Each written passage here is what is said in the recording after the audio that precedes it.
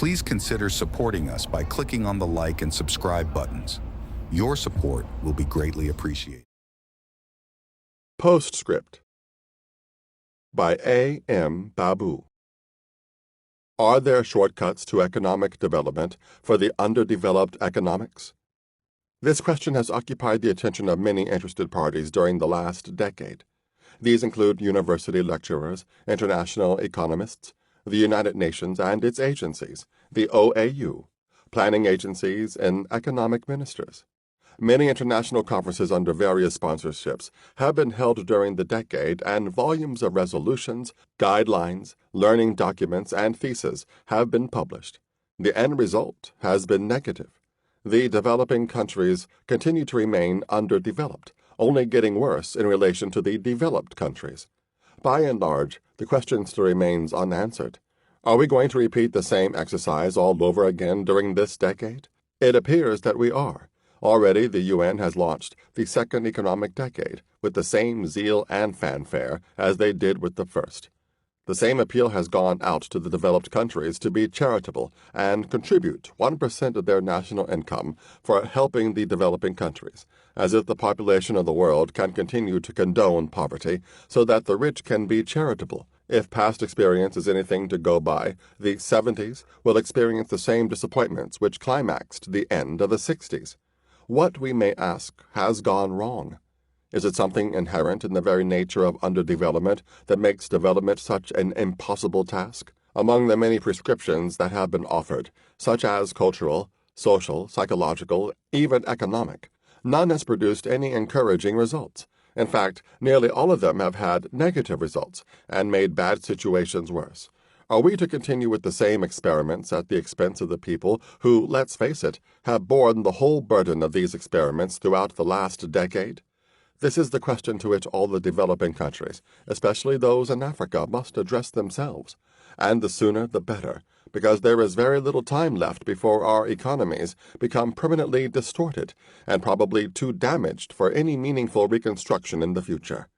Dr. Walter Rodney, in this very instructive book, provides a very refreshing opening for discussions, which may well lead to finding the right solution.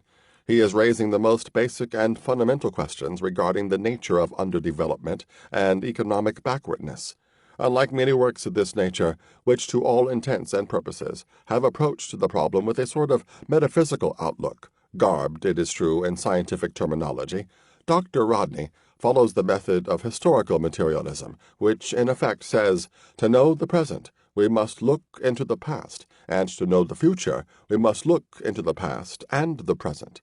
This is a scientific approach. We can at least be sure that the conclusions will not be marred by subjective distortions. It is clear, especially after hearing Rodney's exposition, that throughout the last decade we have been posing the wrong questions regarding economic backwardness. We did not look into the past to know the present.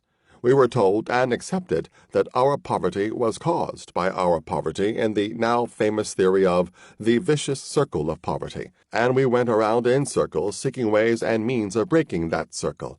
Had we asked the fundamental questions which Dr. Rodney raises in this work, we would not have exposed our economics to the ruthless plunder brought about by foreign investments, which the exponents of the vicious circle theory urged us to do. For it is clear, foreign investment is the cause, and not a solution to our economic backwardness. Are we not underdeveloped now because we have been colonized in the past? There is no other explanation to the fact that practically the whole of the underdeveloped world has been colonized either directly or indirectly by the Western powers. And what is colonialism if it is not a system of foreign investments by the metropolitan powers? If it has contributed to our underdevelopment in the past, it is not likely to contribute to our underdevelopment now, even if the political reins are in our hands. Put in this way, the question of underdevelopment is immediately rendered more intelligible, even to the uninitiated. And this is how Dr. Rodney is directing us to pose our questions. The inevitable conclusion is that foreign investment does not only help to undermine our economics by extracting enormous profits, but it does more serious damage to the economies by distorting them into lopsidedness. If the process is not arrested in time, the distortion could be permanent. As long as we continue, as we have done for centuries, to produce for the so-called world market, which was founded on the hard rock of slavery and colonialism, our economies will remain colonial. Any development will be entirely incidental, leaving the vast majority of the population wholly uninvolved in the economic activity. The more we invest in export branches in order to capture the world market, the more we divert away from investing for people's development, and consequently, the less effective our development effort. Since this type of investment does not contribute much towards the development of a material and technical base internally, our economies are rendered always responsive only to what the Western world is prepared to buy and sell, and hardly responsive to our internal development needs. That is why, although most of our development plans make elaborate resource allocations for rural projects, invariably most of these resources find their way back to the urban projects and consequently accentuate the urban-rural disparities. Slums, unemployment, social maladjustment, and finally political instability are our most outstanding characteristics.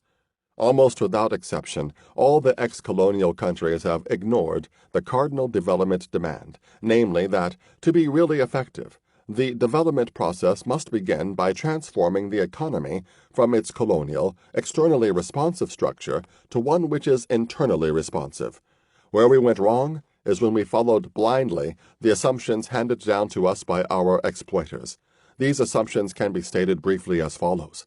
Growth in underdeveloped countries is hampered by inadequate growth in exports and inadequate financial resources, and is made worse by population explosion in these countries. And the solution is prescribed as follows. Step up exports, increase aid and loans from the developed countries, and arrest growth in population. Throughout the last decade, our efforts have been to follow religiously that prescription, and even if our own experience continues to disprove it, we still adhere to it even more fanatically. The greatest need appears to be a process of mental decolonization, since neither common sense, nor sound economics, nor even our own experience is with us in this. Experiences of other countries that have chosen a different path, a path of economic reconstruction, is most instructive here. Take North Korea or Albania. Both these countries were underdeveloped as late as the 50s. The reason they have been able to register most outstanding economic progress is that they have decided to opt out of production for the so-called world market and have diverted their resources toward the development of a material and technological base internally. The Pearson Commission's report, Partners in Development, has been hailed even by the developing countries as ushering in a new era, a sort of turning point in international cooperation for development. Even if its recommendations were to be adopted and implemented in toto, it is doubtful it would make any impact on the ever-widening gap between the developed and the developing countries. This is because it has avoided tackling the most fundamental question, namely, can development take place when our production strategy is influenced by the demands of the world market, which is determined almost exclusively by the pattern of production and consumption within capitalist Europe and America? In other words, in distorting our economies to fit in with the demands of the world market, the demands of which are not always compatible with the demands of our own development, are we not in the process depriving our economies of the capacity for a self-sustaining growth, which is a precondition to development? By posing the question in this style, it is possible to see through the smokescreen of international do-gooders and begin to understand the real cause of our underdevelopment. It is, of course, too much to expect Pearson or people of his liberal inclination to pose the question in this way, since their training and outlook consider this way of putting the question to be almost morally sinful and economically subversive. However, as leaders of the developing countries, we are obliged to adopt this style of posing the question, since we have taken upon ourselves the responsibility for steering a development course whose success or failure will affect, one way or another, the well-being of hundreds of millions of the people who comprise more than two-thirds of the human race. For too long we have left their fate to be determined by the kind of production which is not based on the satisfaction of their wants, but rather on serving external interests, as expressed by the accepted laws of supply and demand of the so-called world market. We have twisted their education in such a way that the skills we direct them to develop are geared towards serving the same ends of the world market rather than towards development of an internal material base, with the result that technologically and in relation to the developed world, we move backward rather than forward. We have tamely accepted the so-called international division of labor on behalf of our masses, and in doing so, we have condemned them to specialize in primary commodities whose production is conducive neither to the development of technological skills nor to the invention of advanced machinery, both of which are the preconditions to real economic development. The significance of Dr. Rodney's book is that it is addressed, quite appropriately, to the masses and not to the leaders, and one hopes that it will be instrumental in arousing some mass action by the people. In the absence of committed leadership, many African countries have fallen prey to military exploitation, to the extent that today the generals constitute the majority at the African summit.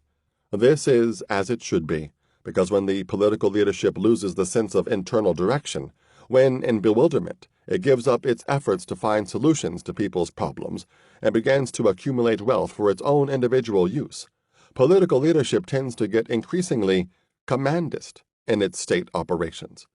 Logic and rationale become subversive, and when politicians become commandists, they too become redundant, because who is better lilted to giving command than the army? With very few exceptions, it is sad to have to admit that Africa is ill-served by the current conglomeration of what passes for leaders throughout the continent. When Asia and Latin America produce giants like Mao, Ho, and Che, who inspire and excite the imagination not only of their compatriots within their borders, but of the rest of the world, including the developed world, Africa has produced only one Nyerere and maintained him in power, while we have murdered Lumumba and have locked up or exiled leaders like Ben Bella and Nkrumah in response to the wishes of the imperialists, our donors, our moneylenders, our patrons, our masters, our trading partners. With all due respect, it is difficult to imagine, apart from one or two honorable exceptions, any of the present leaders who is capable of standing up for the genuine rights of his people, knowing that these rights are of necessity directly opposed to the interests of imperialism. And yet such a stance is necessary if we are to really fulfill our obligation as leaders. Otherwise, we have no right to impose our leadership on the people. While most of the leaders on the continent have no sense of urgency in solving the problems of people's misery, since they don't bear the brunt of their misery, the masses who do cannot wait. That is why one hopes that Dr. Rodney's book will be studied by as many people as possible, because it has come at a time when it is most needed for action. After hearing the harrowing account of the brutalities of slavery, of subjugation, of deprivation, and humiliation, when whole civilizations were crushed in order to serve the imperialist interests of the West, when settled societies were disintegrated by force of imperialist arms, so that the plantation owners of the New World could get their uprooted and therefore permanent labor force to build what is now the most advanced capitalist economy, it becomes absolutely clear that the only way out of our current impasse is through a revolutionary path, a complete break with the system which is responsible for all our past and present misery. Our future course must be guided dialectically. If by looking into the past we have known the present, to know the future we must look into the past and the present. Our action must be related to our concrete experience, and we must not give way to metaphysical hopes and wishes, hoping and wishing that the monster who has been after us throughout our history will someday change into a lamb. He won't. As Engels puts it, freedom does not consist in the dream of independence from natural laws, but in the knowledge of these laws. Freedom of the will, therefore, means nothing but the capacity to make decisions with knowledge of the subject. We know the subject only too well, and he is a monster. Do we have the capacity to make a decision, now that Dr. Rodney has provided us with the knowledge of the subject? The people must answer. Dar es Salaam, Tanzania, December 1971. A. M. Babu. This concludes How Europe Underdeveloped Africa by Walter Rodney. Narrated by Myron Willis, member SAG-AFTRA.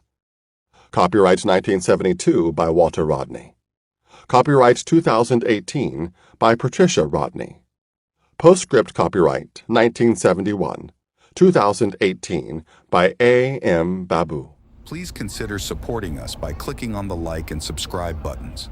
Your support will be greatly appreciated.